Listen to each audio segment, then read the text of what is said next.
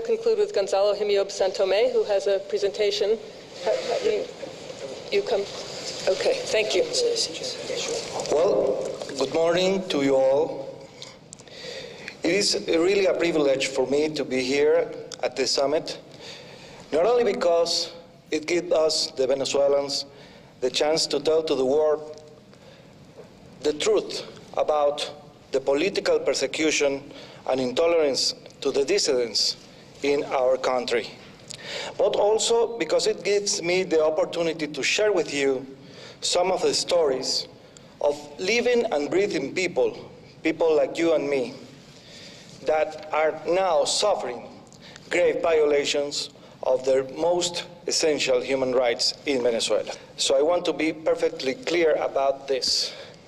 The right to life, the right to liberty, the right to personal security, the right to be free from arbitrary detention or incarceration, from illegal criminal persecution or conviction, the right to be born free and to be treated as equals in dignity and rights, and even the right to be recognized as a person, not as an instrument of the power for the intimidation of others because of our political beliefs or even our religious beliefs, are being intentionally violated in Venezuela since 1998 by the Venezuelan government officials, the Venezuelan criminal courts, and police and military forces, with the only purpose of maintaining Hugo Chavez in power as long as possible by disarticulating and intimidating any democratic opposition in Venezuela.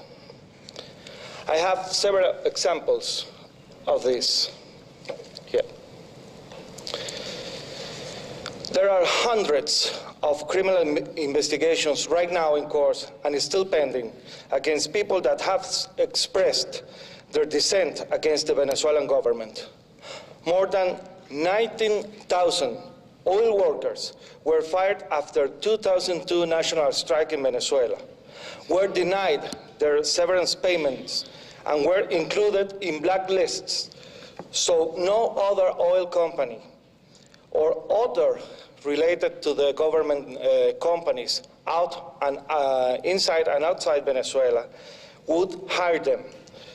Also, people that vote against Chavez, against Hugo Chavez, in any referendum or election, is included in lists that are later used to deny their right to work for the government, for example, and even visas or identification documents such as passports and IDs. These are the people from the oil workers. This is a group of lawyers and victims, I am there, that came to the Hague in 2004 to file a complaint at the International Criminal Court against Chavez and some of the people of their government. This woman right here is Mónica Fernández, who was the director and president of the NGO, human rights NGO, Foro Penal Venezonano. All of the people there, the gente de petróleo, who was the oil workers and the merchant sailors, Mónica Fernández, and we the lawyers and the victims we represented, are now formally labeled by Hugo Chavez and his government as traitors to the country.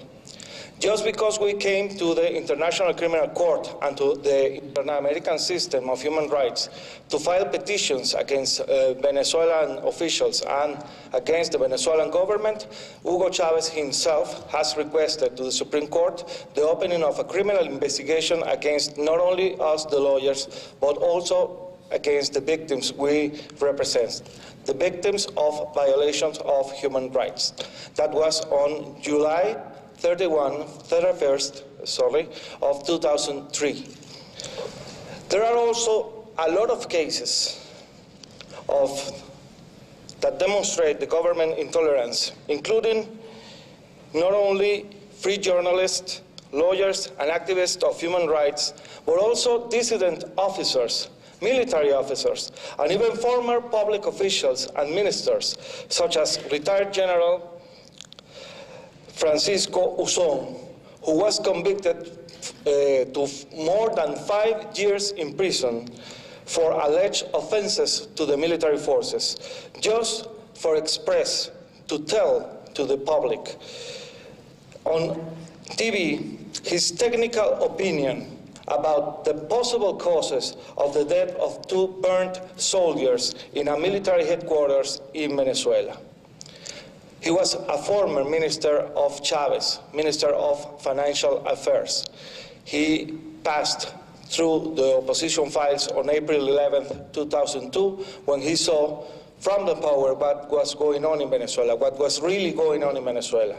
Just because of that, Chavez ordered the criminal investigation against him, and he is now serving in parole, thanks God, right now, 5 years and 6 months in prison. There is also the case of General-in-Chief Raúl Baduel, which is a very special case because this guy was and is compadre of Hugo Chávez Frías, and until recently he was his Minister of Defense. Just after Baduel publicly questioned the legitimacy of the constitutional amendment proposed by Hugo Chávez for February 2009, a criminal investigation for alleged corruption charges was issued against him, and he is now in prison waiting for trial. The other case is that guy over there in the corner of the picture is the case of Otto Gebauer. Otto Gebauer was sentenced and he is now in prison to almost 13 years in prison just because he obeyed on April 11, 2002, the order to bring the, at that moment, deposed President Hugo Chávez Frías from Caracas to the island of La Orchila, near Caracas. He refused to give to the military prosecutors false statements about the alleged plans for killing Chávez. The general that gave him the order was convicted only to 3 years in prison just because he complied with the public ministry. Since 2007, at least 500 formally recognized investigations against the student movement in Venezuela have been opened. I have the honor to represent most of them. Most of these criminal investigations are still pending right now. For example, Nixon Moreno, a prominent student leader from Mérida State University, was falsely accused of criminal charges. He applied for asylum at the Vatican Embassy in Venezuela, the representation of the Vatican government state in Venezuela. The asylum was formally granted to Moreno, but the Venezuelan government to this day has refused and has disrespected the international laws of asylum by not giving him safe passage to the Vatican state. He has been forced to flee from the embassy of the Vatican, and now his destiny is yet undefined. The criminal justice system, and I am about to conclude, in Venezuela is continuously used by the government as a tool of intolerance and to persecute people that is identified as political opposition. 3 short examples. The cases of the recently elected mayor of Maracaibo, Manuel Rosales, now facing criminal charges. The recently elected Metropolitan Mayor, Antonio Ledesma, who has been receiving death threats. Death to Ledesma, it says in the picture down below, since he assumed his charge as mayor of Caracas. And the recently elected governor of Miranda, Enrique Capriles, and former mayor of Chacao, Leopoldo Lopez, which is a very popular leader of the opposition in Venezuela, that holds the record of 25 criminal investigations open against them, all pending and all still in course. What are the crimes? They are all very popular opposition leaders in Venezuela. Recently, the second case, the criminal justice in Venezuela had convicted commissioners, police commissioners Henry Vivas, Lázaro Forero and Iván Simonovic, along with 7 police officers that were unjustly sentenced by a criminal court without any incriminating evidences against them on April 3rd, 2009, for the alleged death of 2 of the 19 people killed during the riots that took place in Caracas on April 11th, 2002. None of the other 17 deaths have now a process or a formal investigation. These police officers were convicted just because they served under the command of a very prominent opposition leader. Against all logic, against all the provisions of the rule of the law, the only persons that are now convicted for these facts, in which you can see government supporters shooting at the opposition march and shooting at the police forces, are these guys. None of these officers from the government has been indicted or convicted for none of the crimes. And the last case, the very case of the very successful businessman Eligio Cedeño, who has spent now 2 years in prison with his trial suspended, with no term, with no period of time fixed to be reopened, just because he was suspected of being supporter of the leaders of the opposition. Not even the Jewish community in Venezuela or the major synagogue in Caracas are respected. Recently, the temple was robbed and severely damaged by alleged common criminals that, however, did not hesitate to paint anti-Semitic messages in those sacred walls. The same messages, by the way, often used by President Chavez himself against the state of Israel, taken, by the way, from late Norberto Ceresole. You can check this guy in the internet. One of his initial advisors, well known from his militant anti-Semitism and for his radical denial of the Holocaust. These are some of the cases. This is Eligio Cedeño. If you could conclude so we can... Yes. Thank you.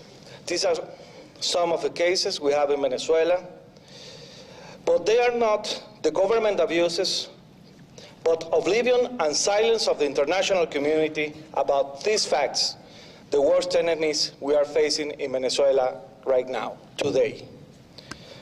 All of these grave acts of intolerance, all of these violations of human rights remain unpunished, will remain unpunished if the free and democratic nations of the world, in exchange for cheap oil or easy profits, trade human dignity for silence. I respectfully urge you and all of the members of the international community to just listen to us. I urge you to confront these facts, to challenge them, if you will, and to really see what's truly happening in Venezuela. I ask you, respectfully ask you, to help us fight intolerance against the political dissident movements in Venezuela. I ask you to act against silence, against oblivion, against indifference. What is the purpose of the achievement of an international criminal justice system articulated to prevent the most grave damages conceivable to human rights if nation leaders won't respect it at will? Ask yourselves that question. Did you know, for example, that Hugo Chavez, 2 weeks ago, invited al-Bashir to Venezuela as a friend?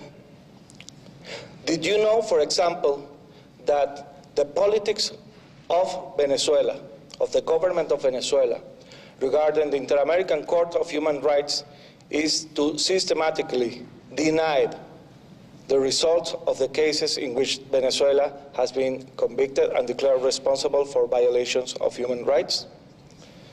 What will you do? What will be your choice? We have clearly decided to confront this abuse. We expect you to do the same thing. Thank you very much.